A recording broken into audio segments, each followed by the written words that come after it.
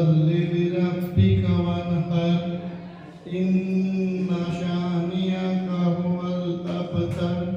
दुआओं में मेरी खुदाया असर दे, मेरी काविशों का मुझे तू समर दे। करो अहले दुनिया के गम को मुदा, मेरे हाथ में कोई ऐसा हुनर दे। मुझे रसूलों से निस्बत, मुझे उजालों से, मैं तेरा जिक्र करूं सुबह के हवालों से। न मेरी नात की मोहताज है ज़ात तेरी, न तेरा जिक्र है मुमकिन मेरे ख्यालों से।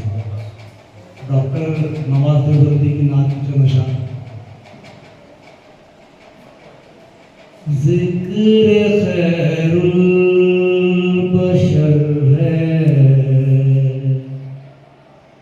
और मैं हूँ,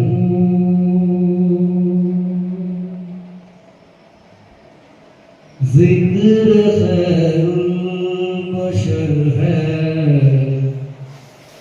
और मैं हूँ, जिक्र खैरुल बशर है और मैं हूँ, जिक्र खैरुल बशर है और मैं हूँ, खुशबू का सफर है और मैं हूँ, खुशबू का सफर है और मैं हूँ। तो उसको हम एक तरफ रख दिए, वो लेडीज रॉक या जेंट्स रॉक का रख दिया अपने उसको, अभी साइड में हो। अब अपने को 16 और 12 की बात करना है। तो 12 में से 50% हो रहे 6, 16 में से 50% हो रहे 8। अगर हेडमास्टर जेंट्स रहा तो लेडीज को 50% वहां मिले 16 में से, लेडीज रही तो वो 9 हो जा रहे, क्योंकि हेडमास्टर लेडीज है, उसको क्या कर सकते हैं, उसको कम नहीं कर सकते ना। 75% जो है तो सरप्रस्त रहेंगे, पालक।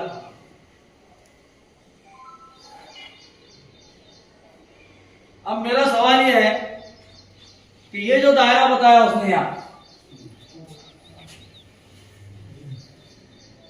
50% महिला रहेंगी, औरतें। तो मुझे ये बताओ कि अगर मैं मेरी स्कूल में 12 रागिन चुन रहा हूं या 17 चुन रहा हूं, मेरी स्कूल बड़ी है, मेरे बाद में 450 पर संख्या है, 431। ग्राम पंचायत सरपंच को देगा, ग्राम पंचायत के नाम, ग्राम पंचायत को देगा, इंग्लिश बोलो सर, ग्राम सेवक को क्यों देगा, सरकारी बोलो सर, सरकारी नुमाइंदा। 2010 के जीआर मुद्दा क्रमांक 6 अनुसार क्या हो रहा है, जीआर मुद्दा क्रमांक 6 का जीआर करा है, या समितीतील एकूण सदस्यांपैकी, सुनो जुमला को, इस समिति के कुल मेंबरांमध्ये से 50% सदस्य महिला राहतील। एकूण सदस्य की बात हुई अब यहाँ। अब एकूण सदस्य कितने हो रहे, 12 हो रहे या 16 हो रहे। जहां पर 12 की समिति बन रही वो 12, जहां पर 16 की बन रही वहां 16, क्योंकि एक जो सदस्य है वो तो पद सिद्ध है, मुख्याध्यापक सचिव, उसको हम ग्रुप में बोल करके बोल नहीं सकते, वो ऑलरेडी गवर्नमेंट का सिलेक्टेड नुमाइंदा है ना। तो इस समिति के अंदर खवातीन की तादाद काय में रहेंगी, आप ये 12 या 16 में रहेंगी, टोटल में रहेंगी। अब अगर हम 12 मेंबर चुन रहे तो 8 तो लेडीज आई गई। अब अगर मुख्याध्यापिका लेडीज नहीं तो 9 हो जा रहे हो, बराबर है ना। तो आप इस बात को कभी नहीं भूलना कि जो खवातीन की तादाद रहेगी समिति के अंदर वो कुल सदस्य में से 50% रहेगी, ना कि पालक सदस्यों में से 50%। कि जो सरप्रस्त हजरात है वो एसएमसी में होते हैं, तो आपको एसएमसी को इतना वो बनाना है तालीम के लिहाज से कि वो अपने मोहल्ले में जाके एक ग्रुप फॉर्म कर सके बच्चों का, असातिज़ा हज़रात सरपरस्त हज़रात का एक ग्रुप फॉर्म कर सके और उनको उस ताल्लुक से, पढ़ाई के ताल्लुक से उतना गाइड कर सके कि वो अपने बच्चों की पढ़ाई पर खुसूसी से बता रहा हूँ। हाँ। संचयी पुस्तिका। हाँ हाँ हाँ? जो स्कूल में आ रही हो। जी जी। हाँ। उसके अंदर हमारे जो तालिब इल्म की ज़हनी, हाँ। जिस्मानी और तालीमी सरगर्मियों का इंदराज करते हैं उसके अंदर जो है तो तरक्की हुई है उसका इंदराज किया जाता है उसके अंदर। संचयी पुस्तिका। सवालात के जवाब लिखता है, अच्छे आपको नहीं ले रहा हूँ। और उसके जो अच्छी एक्टिविटीज है वो तमाम जो है ना एक उसमें फाइलिंग करना, वो विद्यार्थी संचिका में उसकी रिकॉर्ड रहता है। और संचयी लोन जो सर ने बताया उसमें उसका जो अपना बाकी का रिकॉर्ड रहता है, जैसे बच्चे के इम्तिहान के नंबरात है, लफ्जी इंदराज है, बच्चे के फैमिली के पूरी मालूमात है, वो संचयी नोट पत्रक में रहती। और संचिका में उसका जो पूरा साल भर की एक्टिविटीज रहती, ड्राइंग की जो बच्चा करता है वो है, सवाल जवाब है, उसी तरह से कुछ ये आर्ट वगैरह के जो उसके बच्चे ने बनाया वो तमाम जो है विद्यार्थी संचिका में उसका रिकॉर्ड रखा जाता है। बहुत अच्छा। देखो भाई, मेरा बच्चा आया ना, फिर दूसरे के तो 3-4 बच्चे हैं, इनको आ नहीं रहा, कैसा करते फिर आप? बुलाओ साबिर सर को, बड़ा फिर साबिर सर बड़ा फिर क्यों कैसा करते आप? कितने दिन में करेंगे तुम? यहाँ पे फिर आप साबिर सर जिम्मेदार रहेंगे, उनका शिक्षक का नाम आएगा, मुख्याध्यापक आएगा, व्यवस्थापक समिति रहेगी, अपेक्षित अंदाज है खर्च, कुछ खर्चा आएगा उसको आप उनको दीजिए सिखाने को। खर्चा आएगा क्या? क्यों नहीं आने का? सर किताबें वगैरह है उसके जरिए नहीं आ सकता ना, अगर उसको तालीमी सब पेटा है लेना सर खर्चा आने का नहीं उसको। वो पहली वाले जो बाजी हमारे उनके पास जाएंगे अपन, फिर मराठी का भी ट्रेनिंग लिए, ये 12-15 दिन पहले शिक्षक सक्षमीकरण की मराठी में, फिर उर्दू की ट्रेनिंग लिए आपने, या फिर वो टॉयलेट बाथरूम के इसके भी सुधारने के लिए, या खिड़की के दरवाजे टूट गए पर बोलो शाळा सुधार जो फिलहाल अभी तो उसका फंड बंद हो गया है।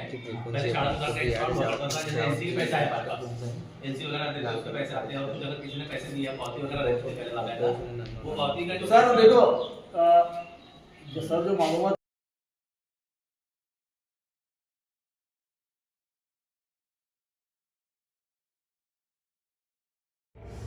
फिक्र उकबा न खौफे खुदा है, कैसा नादान है आदमी भी, काम दोज़ख के करता है लेकिन सोचता है कि जन्नत मिलेगी। वो शहरे मोहब्बत जहाँ मुस्तफा है, वही घर बनाने को जी चाहता है। हमारी एसएमसी की ट्रेनिंग के प्रशिक्षण है, इसमें मौजूद तमाम सदस्य हज़रात और हमारे यहाँ पर हमारे भड़गांव के केंद्र वर्ग, वैसे ही हमारे दोनों आदमी, अस्सलाम वालेकुम। ये जो एसएमसी का ये ट्रेनिंग है, प्रशिक्षण है, इसमें बहुत सारे जो मौजूद है वो हम बहुत सालों से करते आ रहे हैं, लेकिन इसमें क्या है बहुत सारी बारीक बातें कभी कभी हमसे ये छूट जाती है, रह जाती है, जो हम नहीं कर पाते, मसले मसाइल जो आते हैं उसको भी हम हल नहीं कर पाते हैं। तो ये दोनों हज़रात यहाँ पर इन्होंने जो हमको मालूमात दी है, बाकी क्या बताई है, ये हो सकता है हमारे आने वाले इसमें हमको मदद करेंगे। और कल जो साबिर सर ने जो बात बताई कि हम इतने दिन से जो संचिका, विद्यार्थी संचिका जो बोलते हैं नोट पत्रक, इसमें हम बहुत सालों से करते आ रहे हैं, लेकिन इसमें जो ये फ़र्क है वो अभी तक हम वाकई बहुत सारे टीचरों को अभी तक इल्म नहीं था। तो हम साहिब सर का बहुत शुक्रगुजार रहेंगे कि उन्होंने हमको इसलिए बारीकी से मालूमात दी और बताए कि दोनों में क्या डिफरेंस है और उसको किस तरह से अपनों को करना है, किस तरह से उसका रिकॉर्ड करना है। और बस मैं इतने ज़्यादा नहीं कहूँगा और दोनों के लिए मैं एक शेर पेश करना चाहता हूँ कि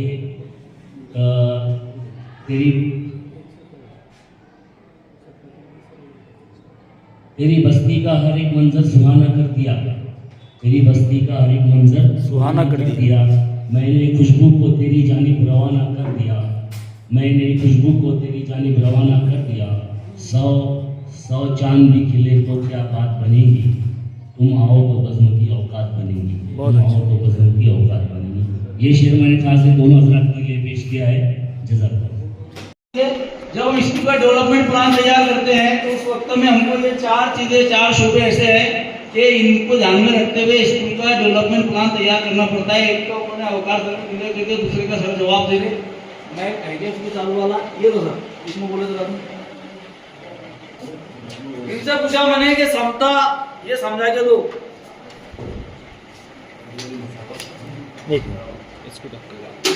समता यानी सबको समान संधि देना, किसी के साथ भेदभाव न करना। इसमें सामाजिक समता भी आती है। यानी हमारे कुछ बच्चे इंग्लिश मीडियम में पढ़ते, कुछ उनके रिलीजियस के हिसाब से वो प्रार्थना लेते, लेकिन उनका ये काम है कि हमारे समाज के हिसाब से वो भी हमको समान संधि दे स्कूल के अंदर। और हमारे स्कूल में कोई दूसरी कास्ट का, दूसरे धर्म का बच्चा आता है तो हमको उसको समान संधि दे, यानी उसके साथ भेदभाव न करें। इस तरह से समान संधि और समता आगे पास करते जाने की। म्यूजिक रुकेगी, जिसके पास रहेगा उसको बोलना पड़ेगा।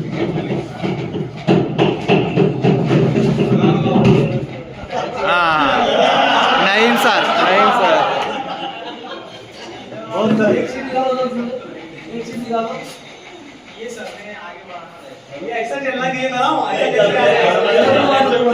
ठीक है कोई नहीं। एक राउंड पीछे वालों के साथ भी होगा बाद में। बच्चे के हर उम्र को स्कूल के हर पहलू की मालूमात होनी जरूरी है तो क्यों? इंतजामिया कमेटी हम बनाते हैं तो वो उसमें जो है पालक को लेते हैं सरपरस्त को। तो सरपरस्त जो रहता है वो सरपरस्त उस बच्चे का सरपरस्त है, तो उसको हर चीज की, हर पहलू की मालूमात जरूरी है, क्योंकि उसका बच्चा हमारे पास पढ़ रहा ना। तो उसके लिए उसका जो मेंबर है, जो रुकन है, उसको स्कूल के हर पहलू की मालूमात होना बिल्कुल जरूरी। सही बात है। उसका बच्चा जो है वो जो क्लास में है उसकी उस लेवल की, उसको उस लेवल की सतह में वो पहुंच रहा है कि नहीं, उसको क्या आउटकम उसको मिल रहे कि नहीं, टीचर उसको बराबर पढ़ा रहा है कि नहीं, उसको सहूलतें जो सरकारी मिलना चाहिए, जो सहूलतें वो मिल रही कि नहीं। तो ये तमाम बातें उसको मिलना, उसको मालूमात उसकी होना बहुत जरूरी है। तो ये जो सवाल है ये बिल्कुल सही है कि इसमें जो है सरपंच को, एसएमसी के जो सदस्य है वो इंतजामिया की सारी मालूमात होना जरूरी है। लर्निंग आउटकम है वो हमने अचीव किए कि नहीं, वो सब बच्चों की शिरकत हुई कि नहीं, सब बच्चों पर तवज्जो मरकूज हुई कि नहीं, इन सब चीज़ों का जैसे मिसाल के तौर पर बताया मैंने, तो वो सब चीज़ें हमको ये सोशल ऑडिट से समझ में आएंगी। अब सोशल ऑडिट और ऑडिट में क्या फर्क है? तो सोशल ऑडिट मैंने आपको बताया कि आर्थिक वर्ष का माशी लेन देन का लेखा जोखा मतलब ऑडिट, और सोशल ऑडिट क्या है? तो जो हमारा पूरा स्कूल का कारोबार है। सवाल ये था कि भाई क्या हेडमास्टर की कुर्सी के साथ या उसके बाजू में सदर की कुर्सी लगाना जरूरी है? वो लगाना चाहिए, अच्छी बात है। तो कितने लोगों का नहीं है?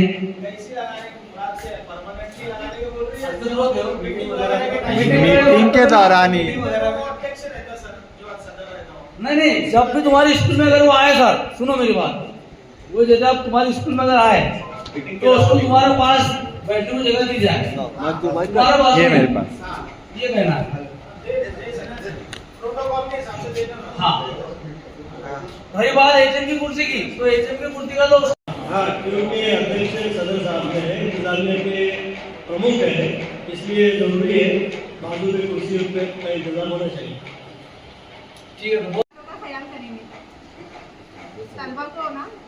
तो सबसे पहले बच्चे की उम्र का उसके बाद जो ज़रूरी डॉक्यूमेंट्स लगते हैं जैसे आधार कार्ड और जन्म दाखिला, और उसके हिसाब से अगर शाळावार विद्यार्थी है तो उसके भी आधार कार्ड और जन्म दाखिले पर जो तारीख लिखी हुई है तो साल के हिसाब से, मतलब वो 8 साल का है, 8 साल प्लस का है तो उसको तीसरी में, 9 साल का है तो चौथी में, इस तरह आधार कार्ड बच्चों को दाखिल करना चाहिए। सबसे पहले हर क्लास से एक बालक और ख्याल रखना है 50% महिला का। ग्राम शिक्षण समिति तो बंद हो गई, शाला व्यवस्थापन समिति है, इसमें ग्राम पंचायत से एक प्रतिनिधि और शिक्षण तज्ञ एक शख्स गांव का कोई, और उसका जो सचिव होगा वो स्कूल का सदर मुदरिस होगा, और बड़ी जमातों के 2 तालिब इल्म इसमें शामिल किए जाते और शिक्षक को नुमाइंदा रहना है, शिक्षक को और एक शिक्षक प्रतिनिधि। दे सकते हैं। तो इसके बगैर तालीम से क्या मुराद है, सवाल ये।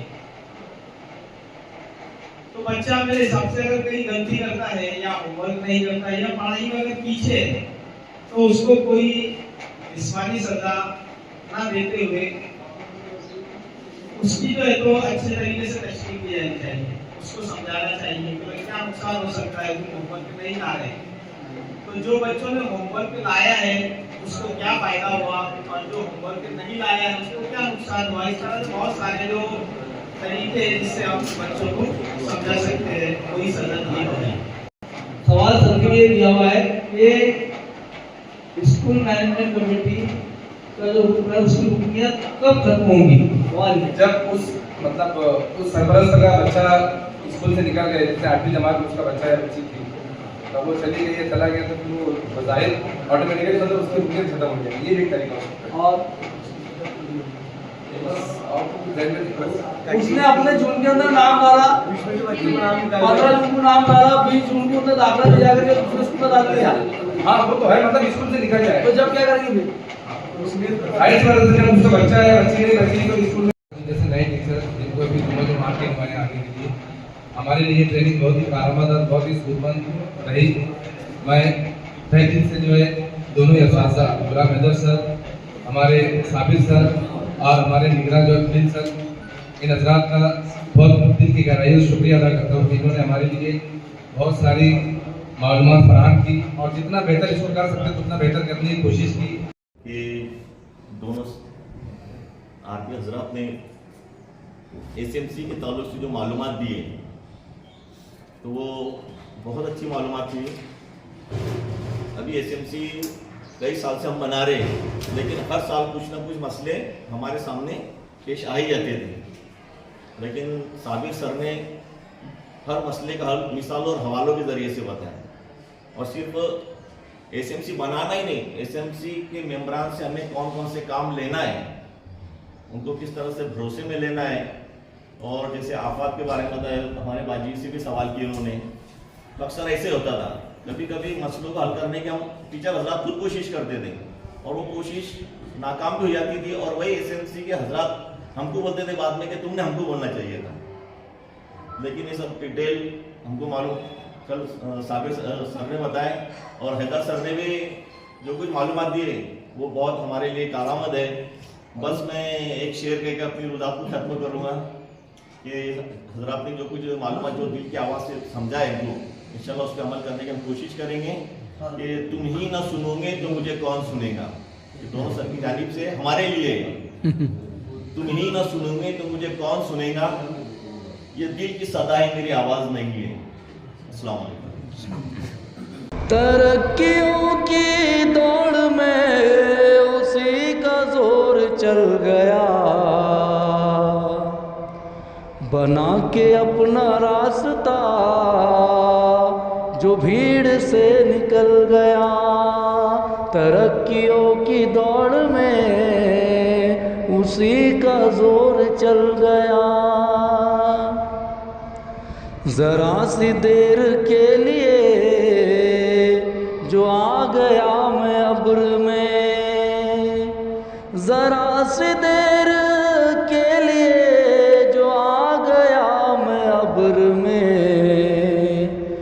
उधर ये शोर मच गया कि आफताब ढल गया, उधर ये शोर मच गया कि आफताब ढल गया।